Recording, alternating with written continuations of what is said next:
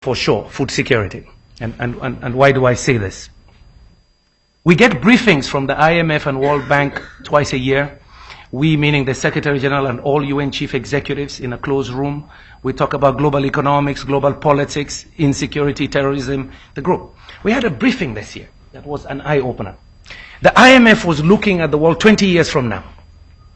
Where will be the population centers, the growth centers, the expenditure centers around the world? And here are numbers they gave us. They predict that in 20 years, you're going to have about 2 to 3 billion people moving into the middle and higher income brackets in emerging economies, mainly in Asia. And so they decided to disaggregate that. Where would be these locations? And they said, okay, let's take food. Let's leave out all the other consumers. Let's just take food. What will these people be consuming in 20 years? And they said, we compare that with Japan, Korea, and others when they made that transition, when their income levels hit $3,000, $5,000, $6,000 per head. What was the consumption pattern?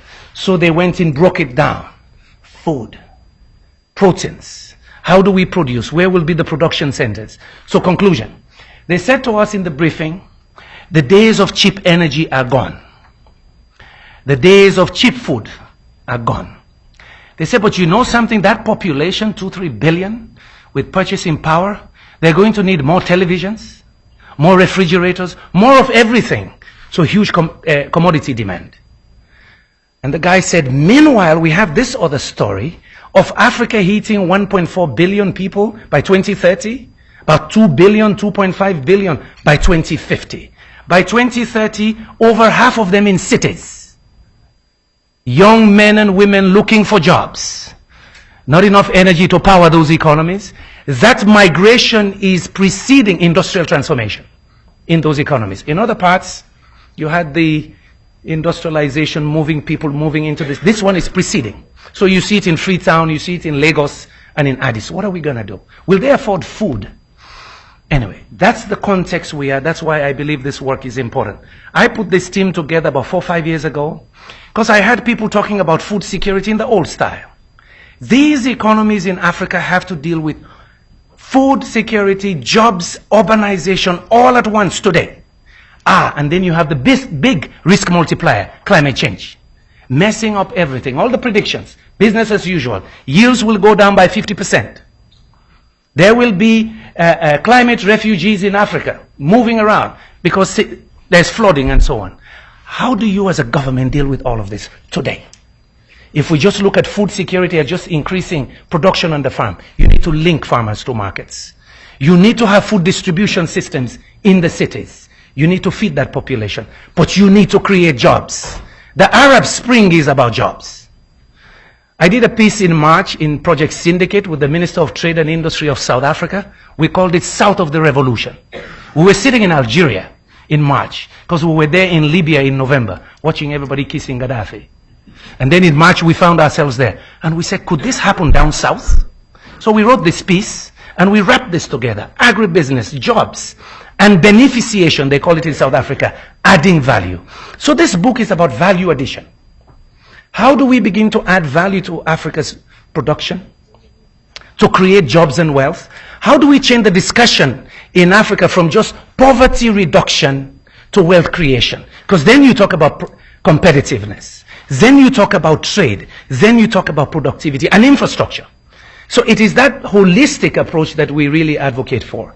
A few years ago, this was the first report we did with Paul Collier and his colleagues at the Center for the Study of African Economies. The title is Industrial Development 2009, Development Report, Breaking in and Moving Up, looking at the bottom billion. Here we argue a lot about structural change, helping these economies move into labor-intensive production systems, which means you need the infrastructure, which means you need energy source. They must comply to international production and environmental standards in their production system. So the whole issue of sustainability in the presence of climate change that they're not guilty of, but they have to deal with because the impacts are there immediately on them. It is in that context we believed, as you look at structural change, that agribusiness is one of the most promising areas. You attack food security, you attack jobs, and the realization that our children are moving into the city. My last 2 points. Just to give the context, these colleagues will show you the pillars, the 7 pillars we've developed. The stories are not new. We're putting them together just to say, you better bring it back in the middle of the whole discussion. It's not either or. You must look at the business side and value addition and what will make it move in this current context. I was in China in August. I helped the Chinese organize an Africa-China Partnership for Investment Forum. In the middle of my speech, I stopped right at 7 minutes into the speech, and I stopped. And I said, I'm not going to read the official text anymore. I want to talk to you about the African dream, which is the subject of a new op-ed I'll release soon. From cocoa to chocolates. I say, you know, our dream, our children's dream, is to sell chocolates to 300 million Chinese. I'm not going to compete with Nestle or Cadbury. I just need 300 million middle-class Chinese to buy finished products from Africa. That's the dream. It's not to sell you cocoa, iron ore, and bauxite anymore. If that's the new market, it's the same thing we've done 600 years, and we're the poorest of the poor. Commodity trade makes you poor.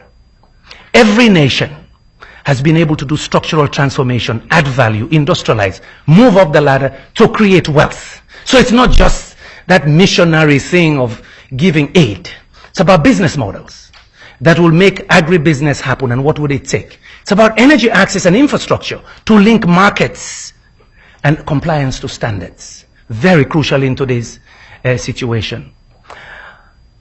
So I was surprised. I got an applause in China. I said by saying in Sierra Leone we're very lucky. You know, in the last 2 years we discovered oil. We discovered one of the 10 largest deposits of iron ore. And guess what? Thanks to WikiLeaks, we know we have uranium too. Thanks to WikiLeaks. We're 6 million. I say to Sierra Leoneans, you don't need aid from anybody in 10 years. You should be wealthy. Our children should be proud to come back and have real jobs, not charity. That's what we're talking about in this book. To take this discussion back, that our dream in Africa is not to sell cotton. To do cocoa, you pick it from the tree, you put it in the sun, it dries up. That's old-fashioned. That's 100 years ago. Today we want to make chocolates. We want to make garments. And yes, if we can, we want to make aluminum too. Thank you very much.